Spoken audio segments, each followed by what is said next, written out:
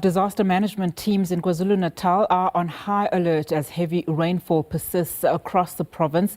This follows a level 5 alert warning for heavy rainfall and possible snowfall over the Easter weekend. The South African Weather Service has forecast disruptive weather, raising concerns ahead of the Easter weekend travel. Now, KwaZulu-Natal has been in the spotlight due to heavy rainfall, which has claimed many lives this year. Residents in informal settlements are on edge, unable to sleep due to fears of their homes being swept away.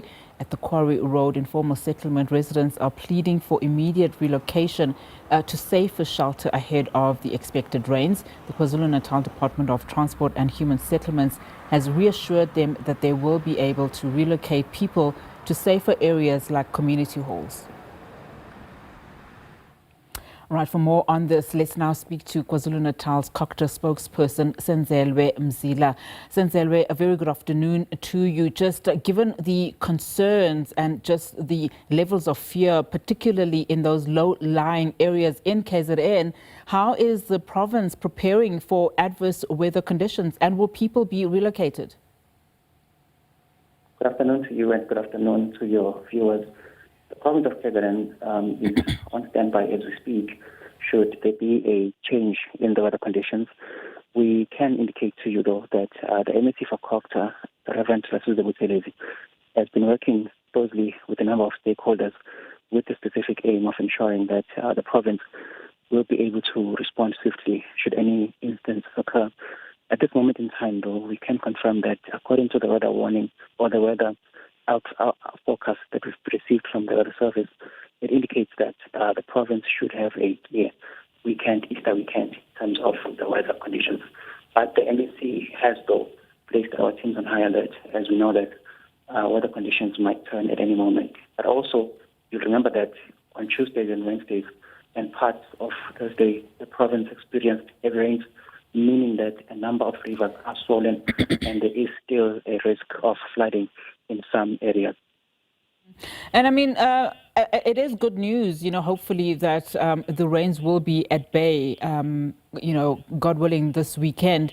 But just given the concerns that we've been reporting of people at the Quarry Road informal settlement, just calling for help and assistance in terms of evacuating them, given where they are positioned. In terms of the areas that you are looking at as government, does this fall under, that current purview in terms of those that are residing at a Quarry Road informal settlement? Well, in terms of the role of the department, is to coordinate the disaster response in the coordination of a number of stakeholders that are important here, namely institutions such as the KZN Metro and also line function departments such as the Department of Transport, Settlements, Department of the province. Now, in terms of the challenges that are faced by communities, the department is aware that a number of measures are being implemented across a number of municipalities when it comes to the issue of communities that are in low-lying areas. Some of these communities find themselves there due to a number of factors, but we do know that line function departments such as human settlements are working with municipalities to ensure that medium to long-term solutions are found to ensure that communities reside in safer communities or safer areas. But also, there is a challenge that the province has recognized that we do have cases as well in rural communities where our people are building in areas that are being unsafe. And to attend to this challenge, the MEC for COGTA is working closely with traditional authorities, with Amakosi, to ensure that when people are placed in areas, it's areas that are not a floodplain, it's areas that are safe. And this collaboration brings together municipalities, the government of COGTA, and Amakosi to ensure that communities are safe. We know, of course, that the province is still recovering from that 2022 floods, which devastated many parts of the province, and lots of people, lost their lives and livelihoods during that period. Recently, not too long ago, in fact, between November of 2024 and March of 2025, we also know that over 30 lives were lost and tens of thousands of people have been affected.